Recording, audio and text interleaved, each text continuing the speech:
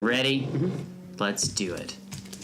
Welcome everyone to this week's episode of Comic Chat with Gat. We're a weekly show dedicated to all things comic books and popular culture. And this week we're going to go over what do you expect comic books, probably some pop culture in there, and why I don't like Batman vs Superman trailer. Anyway, so I got right into it. But I am Chris. That is Taylor. What are we going over with this week? Well, we've got some Last Week in Comics, right? It's our first segment. Are we starting that right now? Why not? Okay, cool. That's because the graphics already popped up. Yep. That's what my hands did. Yep. Let's start out with the all-new, all-different Avengers #2. I really like the first one. Okay. We were both fans of that one. Yeah, it's the Mark Waid Kubert joint here. And that's the new Captain America too, right? Because it was done by Falcon. Took over. Well, Falcon's in it. It's Miles, Spider-Man, Vision's in this one. Wait, Miles Morales is the Spider-Man in the all new? I think so. I can't be 100% because it didn't say Miles directly, but it said, "Oh, you're Spider-Man now," and he's like, "Yeah, he's got the okay by the OG or like by the original." There was some line in this comic that was like, "Oh, that's so they Miles." haven't shown him unmasked. No, but I think Peter Parker's running Parker Industries, so I know that Peter Parker exists in this universe. But what does Parker Industries do? He bought the Baxter Building. Well, I guess okay. So we found out. We had our friend of the show, obviously Richard, write in when I had this question a couple weeks ago. Hi, Richard. And I was like, I don't know what's going on here. And basically, when Doc Ock, okay, you didn't know any of this, Chris, so this is a little doozy for you. There was a point where Doc Ock switched minds with Peter Parker and took over Peter Parker's body and decided he was going to be like a better Spider-Man than Spider-Man. Kind of like, I guess, when what's his name? That I'm reading that Craven kind of took over Spider-Man's costume, but in this he takes over and. They finally figured out it was more like Peter Parker's mind was like pushed back inside Doc Ock's head or something. But either way, like the Firestorm in Flash. Yeah. There you go. Tying it together. Anyway, so he took over and he basically built up this science empire with Peter Parker's name because Doc Ock is also a super scientist and everything like that. Makes sense. And so they ended up buying out, I guess, the Baxter Building, which where the Fantastic Four live, and now it's Parker Industries. So there's that. Anyway, so there's Spider-Man. This is an enemy of Nova. I can't remember the enemy's name right now, but whatever. He was thrown into the sun by Nova. I guess he came back, and he's a Chitauri, so the bad guys from the first Avengers movie. Yeah.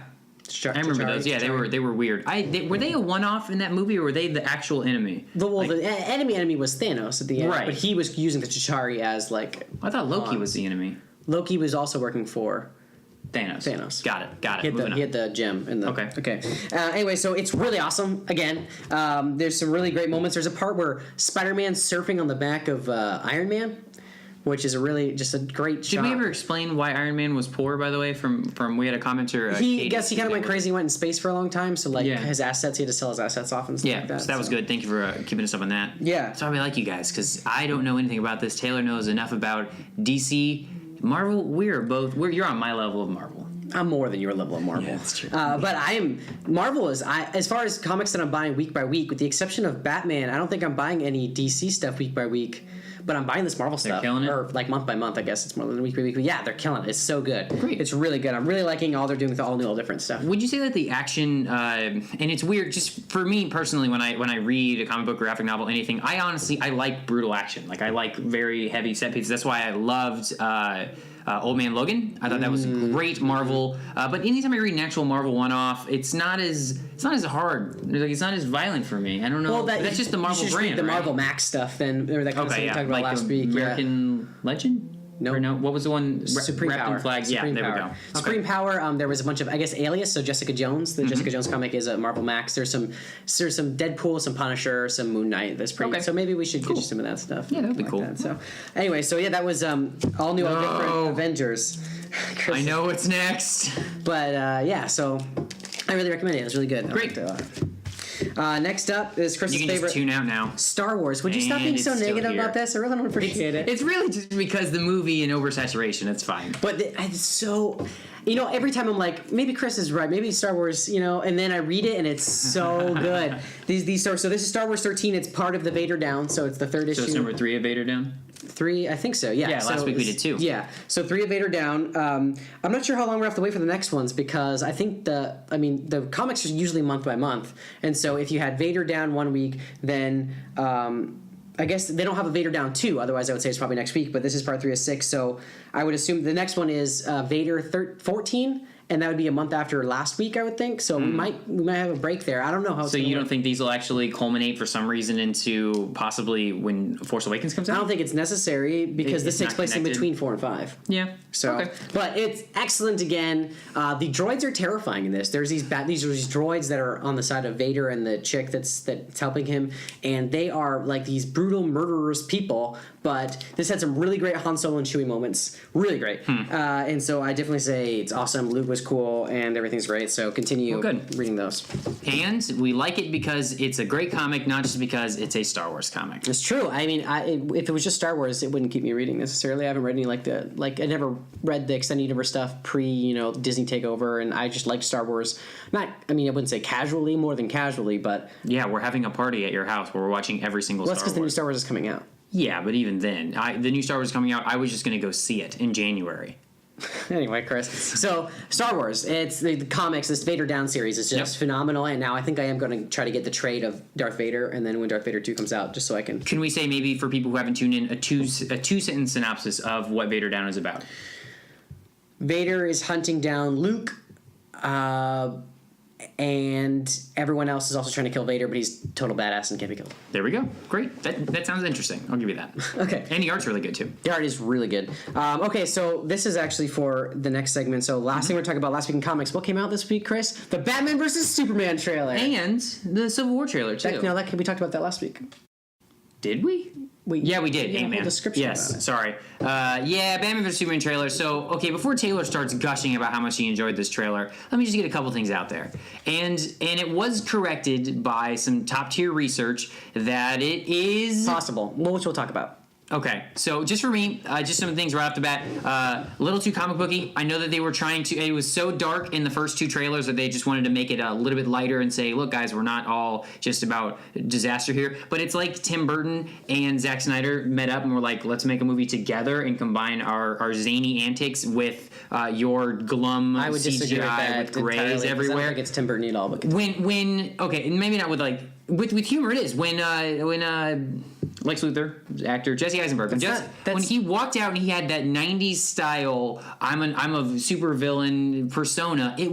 It's so off-putting, genuinely off-putting. And then the joke at the end, "Is she with you? Thought she was with you." It's the dumbest. I cringed, genuinely cringed, and the CGI wasn't good to me. I thought it was just gray. I thought I want to see that guy who did the Superman trailer, and when he redid the whole thing in color and how great it looked. I want him to do that again for the Batman vs Superman trailer. Yeah, I just really like that colorful Superman it was just trailer. The palette was so just bleh, bleh. So okay, that's my whole piece on it. Nothing actually structurally with the movie, even though they gave everything away with the actual acts. Yeah, how it's all did you gonna see happen. someone made a fan edit and they basically just cut the trailer before you saw the Trinity, which the Trinity is known as Batman, Wonder Woman, and Superman. Because they're the origin of the Justice League. Yeah, there's the three pillars, right? It basically cuts it off, and all you hear when it goes to the screen that says Batman versus Superman, it's like Superman like fighting Batman, and then all of a sudden you hear the creature, and then it cuts. Like, so you don't see anything, which is smart. I think that would have been a much more like, what is happening kind of trailer rather than like, oh, okay, Doomsday. Yeah, so actual content of the movie, what it's going to be about, I'm still for it. I'm still wanting to see it, and I enjoyed the little nods they gave to the Dark Knight Returns and all those, but as a trailer, it was a bad trailer. It was not a well-cut trailer. They did way too much it looked like they were trying to one-up Civil War where they had an original trailer, and then they decided to go, Civil War just came out, let's add some more shit in there. Which I don't think is necessary, because Civil War trailer really wasn't the greatest. I wasn't like... I'm more excited for Civil War than I am for Batman vs. Superman. Because of the trailers. Genuinely because of the trailers. Well, what's interesting is, so I watched this when it came out, the Jimmy Kimmel... Who gets everything now. Yeah, wow. Ever since he shit on those gamers, he is trying to be reassessing himself as like, no, look, I'm hip. I know what the kids want. And that's why he got Civil War. He got the Back to the Future thing that was really cool. Yeah, Jimmy Kimmel, he knows.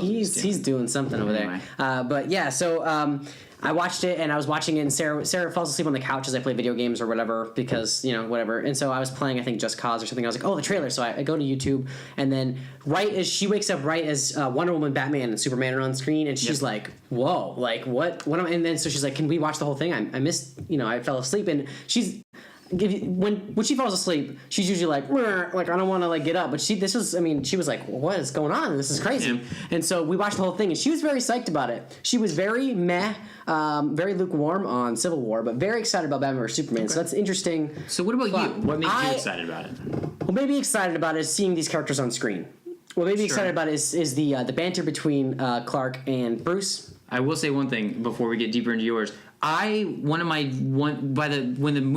the trailer started, it was a minute and 12 seconds before Bruce said a word. Mm-hmm. I was really hoping he wouldn't speak the whole time because no one knows Batman's voice except for when he had the modulation. Like no one heard Bruce Wayne talk, and there was that funny theory about Bruce Wayne isn't actually Bruce Wayne and all that weird shit. Crap. But still, I thought it would have been awesome somehow if they could have made the entire trailer without him saying a word.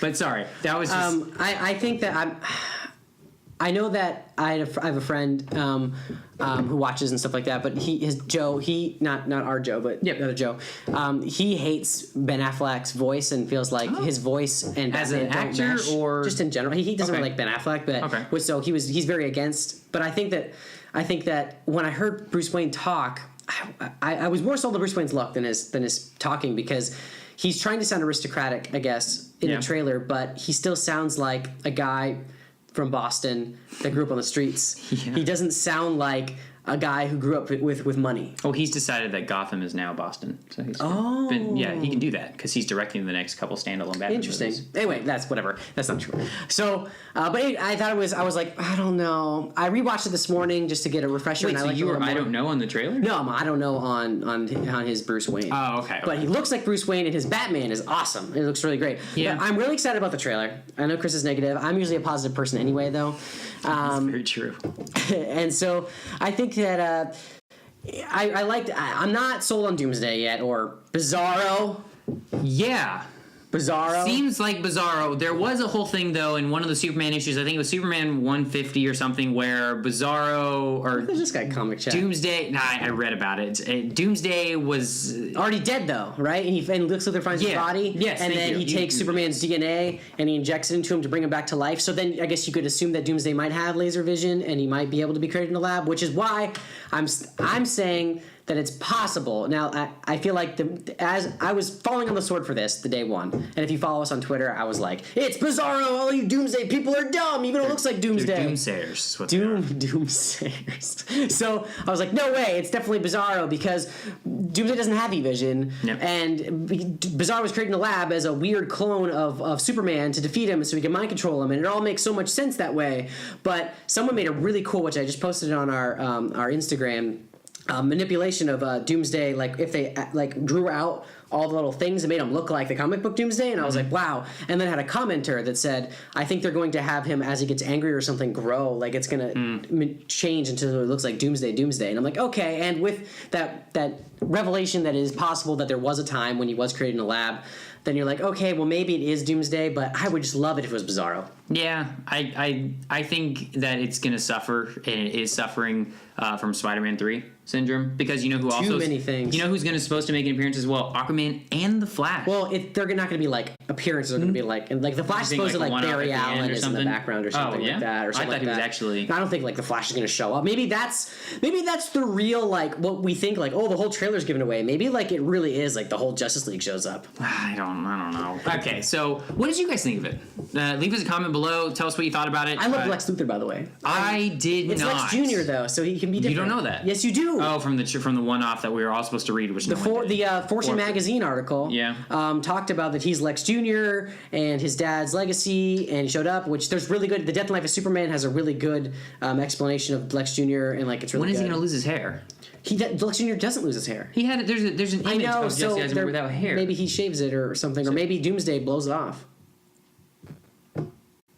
All right, so make sure you go ahead and leave a comment below. Subscribe so you can hear us talk more and more about Batman vs Superman, because this is just the beginning. There's going to be TV spots. There's going to be... I don't want to see anymore. There's going to be everything. I don't want to either. Just like Star Wars, they keep showing stuff. I don't watch it. That's the point of this show, is that we need to make sure that they are informed. The user, the listener... I have to watch these trailers? Well, if I have to sit through this crap, you do too. Otherwise... I mean, that wraps up last week in comics, I would say, right? Yep. We had two great issues. We have the all new, all different Avengers, and we have Star Wars Vader Down. Make sure you go check both of those out from your local comic book shop. And Taylor, that's two. How many actually came out this week? I actually, I really meant to look that up, and I was gonna have a statistic for you, but I totally miffed it. I would say probably like 50, if not more. Yeah. So our penetration. Not very good. Low. All right, so now we're going to wrapping up the backlog. I love those graphics you put in there. Oh, so they're thanks. Great. This is a comic that I really thought it was going to be for this week in comics or last week in comics, but I read when I got to the end, it said the next issue is December 16th, and I'm like, that doesn't make any sense because it's December, like just turned December, so there's no way. It's a 2-week series. I looked it up. It was November. I missed it. I've been looking forward to this though. The Goddamned. Okay. This here, Chris. Why don't you look through this little ditty because you like to kind of. It's a comic book about the first man to have ever killed anyone, who is Cain from the Bible. Like Cain and Abel? Yeah. And God makes him invincible. Penis. Yeah, there's penises in this book.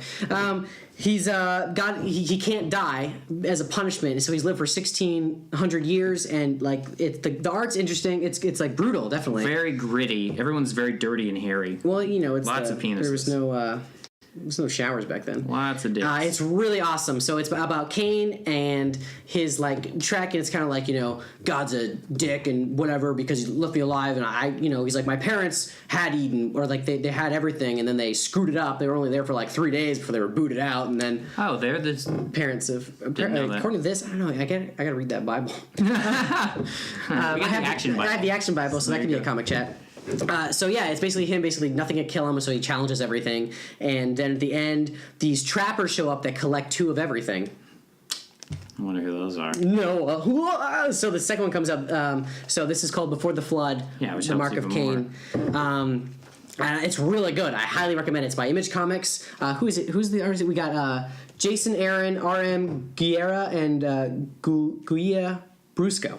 Okay. The Goddamned. Highly recommend it. I'm not, I obviously we just pretty much proved we don't know much about that religion. But as a comic, it's good. It's an interesting read. It's got a great. It's got a different premise. I would style. love this as a TV show. Like if they came out with on HBO or Stars or something like that. Yeah. With where they really, can actually show it. Or even FX to an extent because there's pretty gritty with or not FX. I meant AMC because they're pretty good with Walking Dead. Even FX. Even FX. Yeah. I would really I would love a show about Cain walking the earth and just having to deal with different bad guys all the time. It's Mad Maxi-ish kind of. It's really good.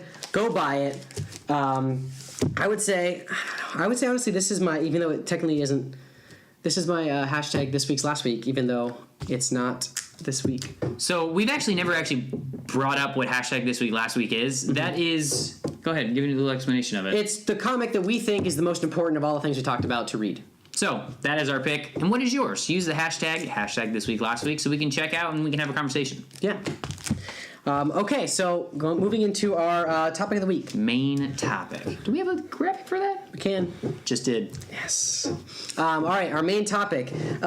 So we've talked about this before, and it only was brought up because of the trailer just came out and a comic book that was very timely on DC's part. Mm-hmm. Batman versus Superman in comics. So the battles of Batman and Superman, and who wins, who loses every time. Everyone does, really. That's actually probably what we're going to get to. Is there's no real winner ever with the battle between these two because of their ideals and everything like that. But first, we're going to go into the trade that came out this week. It's called Batman vs. Superman: The Greatest Battles. So in it, you've got so it's basically just snippets of a bunch of different comics, and it's pretty great, So it's not the full battle, but it shows the ending. It shows every battle. It just doesn't show the whole comic. In entirety. Oh. It shows however many issues or pages it takes to get over the whole battle. Yeah, so it has the battle, which is from Hush, then One Night in Gotham City from Man of Steel number 3 in 1986.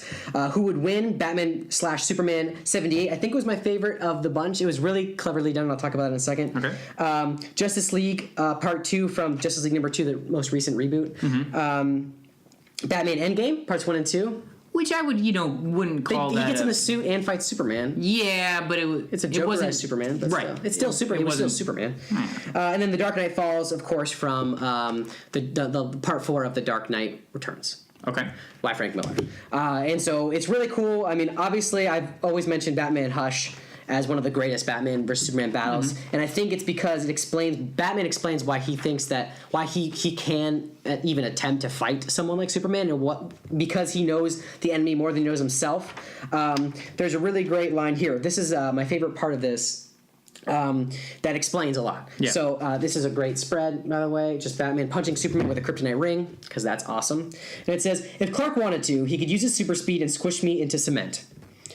But I know how he thinks. Even more than kryptonite, he's got one big weakness. Deep down, Clark's essentially a good person, and deep down, I am not. There you go. So that's the crux of the whole thing is Superman won't kill. Doesn't want to kill, and even right now the reason why they're fighting is he's in control by Poison Ivy, and Batman talks about the fact like he's been in control by Poison Ivy, and you can sense what you're doing, but you can't stop it. Yeah. And so he basically he can't kill Superman, he can't really hurt him. He just hurt him because Superman goes, "You hurt me," and he comes out, but Batman uses his goodness. He has Catwoman grab Lois Lane and throw her off a building, and so Batman's like, you can hurt me or you can save her, and he knows that Superman will save someone, especially Lois, but save someone over killing someone or hurting someone every time, and that's how he breaks the spell. Okay. And so Joe Roby, a friend of the show, I told him we were talking about this topic this week because he pointed out this graphic novel was coming out, or this trade, I guess, collection, and so he gave me a bunch of.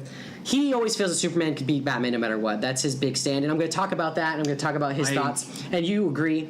I agree only because by sheer power, not by willpower. Well, yeah, but it's that we'll get to that in a second. Yep. And he thinks that Superman won this battle. He's like, he almost squished him with a car. I'm like, but he didn't squish him with a car. Right. So the fact that means that, I mean, I'd say that almost every Batman Superman battle is a stalemate. Well, yeah, it's because neither of them want to kill. Right, and so that's what it gets to. Why this whole debate has always been silly. Because it is a silly debate. People are like, oh, well, Superman could murder him because of his powers. Of course he could. He could do anything he wanted to, but he doesn't want to kill. The next one, there's no reason. One Night in Gotham City is definitely an older comic. You could tell by the art. 1986, I think it was. Yeah, and it's interesting. It's supposed to be like Superman just showed up like 3 weeks ago, and he's like, I heard about this guy in Gotham that's a vigilante, and he goes there, and Batman stops him because he's like, you think he's like, I've got a force field. And I was like, you think a force field can stop me? Like, are you kidding me? And he's like a simple force field Superman, invisible and tangible, just like the force fields used in airport metal detectors. But this one is a key to a metal detector. It's set to detect super dense biological matter, in other words, you. And he's like, if you touch me, if you penetrate the field surrounding my body, an electronic signal will go out instantaneously. That signal will detonate a bomb hidden somewhere in Gotham City, and the explosion will kill an innocent person. So whoa, that's crazy. So Batman has a suit. If Superman touches him, then a bomb's going to go off and kill someone, which is not a very Batman thing to do. I was reading this, I was like, what? And then Superman's like, what? You'd really do that? You inhuman monster. You'd put an innocent life in jeopardy just to stop me? And he's like, it's a touch Machiavellian, I admit, but the end justifies the means. Now hear me out. And so he's deeper and deeper there. So Batman gets deeper and deeper, and that was like my Kevin Conroy. And so basically, Batman's like, I need your help defeating a supervillain. So just help me, and no one will die, and we'll team up or whatever. Need to touch me. Okay. And at the end, it turns out that the bomb was on. It was inside his heart all along. It was on Batman. So Superman's like, oh, the life you put in jeopardy. He's like, yeah, obviously, I'm not going to put someone else's life in jeopardy. I'm Batman. And so they're like, we're friends, yeah, super friends. And that was good. The next one I thought was really, really fun, and it's the Superman Batman number 78. And it's basically two guys arguing over who would win, Batman or Superman, and discussing the rules. And so it's kind of like there have to be rules. He's like, okay, fine. Like the Batman is like in a blue. He's like, okay, fine, no rules. I have kryptonite. And then the Superman guy's like, wait, no. How are you gonna find that? It's really hard to find this. Like the odds of you finding that are crazy. And he's like, okay, fine. Then we have to make rules. Like, okay, fine. No. Kryptonite. He's like, but then we also have to say no killing because otherwise Superman would kill Batman in like 3 seconds. Right. Yeah, and he's like, okay, well that's true because neither of them kill, so we have to go with that. And they just keep arguing, and it's like, well, what is it? What are they arguing about? It's like, well, it can't be over a woman because like it's like shows Wonder Woman here, and he's like, so long as there's crime in the streets, I have no time for Nookie. And then Superman's like, oh, sweet, cool. And they're like, okay, well, that doesn't work. And it's like, what if Robin died? And they're like, well, he'll just get another one. And like, okay. Yeah. And then they're like, well, it has to be just something that they can't deal about, and it's just them arguing and fighting, and the amazing ways Batman gets out of stopping like Superman, like all this like dire crap, and it ends up that they both start plummeting to their death. Basically, is like the only way it can be solved. You can't win, and at the end, it shows that Superman and Batman were listening in to their like, and they're like, "Do you think that's true?" And Batman's like, "We got some of it right." And then Superman's like, "Wait, what?" He's like, "Yeah, some of the things he says." But wait, what things? What things? What are you talking about? And so that was really fun.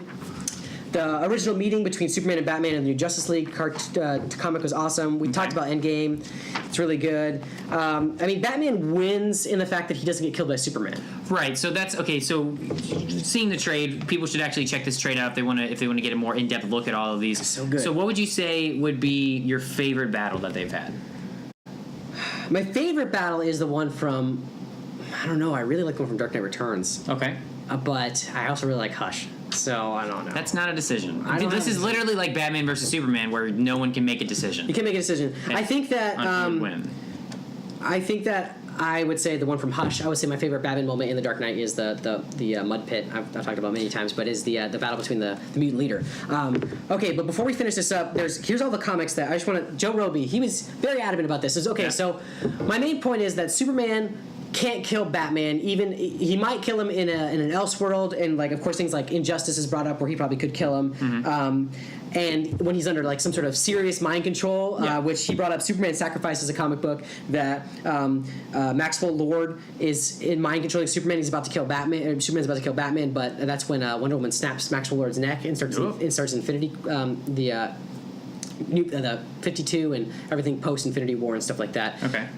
Or Infinite Crisis. That's what I'm talking about. So to stop him from killing Batman, she had to snap this guy's neck. So Superman could kill Batman. I'm not arguing that he could, but Superman as a character is inherently good, like Batman said, and he wouldn't kill. Yep. So by that fact, he could never really beat Batman because Batman will always go that extra level of slightly like fighting dirty to defeat Superman if he feels like it's necessary. And he has contingency plans for everything. He has different plans and he has all this great stuff. So no one really wins in a fight between Batman and Superman.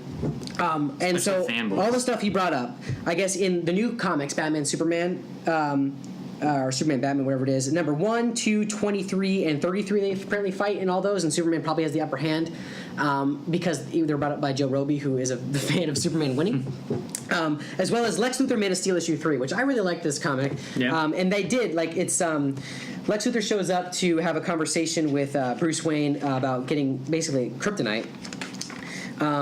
But they don't know, like, obviously Lex Luthor doesn't know he's Batman, but, like, you know, Bruce Wayne has, like, a black eye or something. It's like, oh, just a rough night, and it kind of, in the background, I think it's that same artist you liked. Yeah, it's the same art. From Noel. When we talked about that, yeah.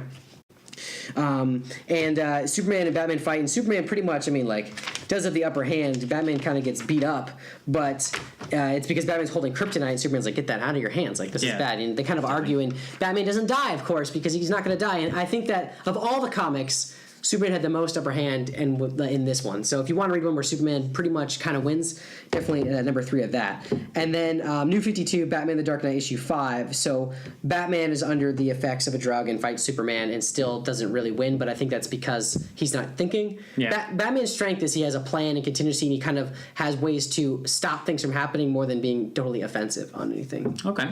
So that's Batman versus Superman. What do you guys think about this whole battle? Who do you think would win in a fight, even though it would be Superman? And what do you think? What do you think the circumstances have to be, besides maybe even mind control, for Superman to kill somebody? I mean, clearly he did it in the reboot. Injustice, he did it. He did it in. I'm thinking of the movie as well, Zack Snyder's movie. Even though he was new and he realized what killing can do and how that's going to hurt him. But let us know in the comments below, because that is going to wrap up this issue of Comic Chat with Kat. We are, again, a weekly show about comic books and popular culture, and we hope you guys enjoy it. Please subscribe so we know. Give us a thumbs up. Give us a dislike if you didn't like it, but then let us know why so we can try to work on that. And share it. Share it with all your friends. We are on the Instagram and the Twitter at ComicChatWGat, and we still do Tumblr, Comic Chat with Gat. And write into us like Joseph Roby did. Yeah, like, we actually get a lot of people writing into us, which is exciting. So comicchat@cbxcasts.com. So that's cbxcasts.com, because that is our parent company, CBX Casts. You can go to the website, see all our stuff from Cardboard Box, from Real Retro, which are both a comic book a video game and a movie podcast, respectively. Great stuff from everyone at CBX Casts, and definitely write into us if you have a question or comment, anything, and we would love to answer it and talk to you. We hope you guys enjoy it, and make sure you also tune in to see the recap that we did of the Flash and Arrow, which Taylor doesn't know we did because we're going to do it right after this video. So, hope you guys enjoyed. Bye. See ya.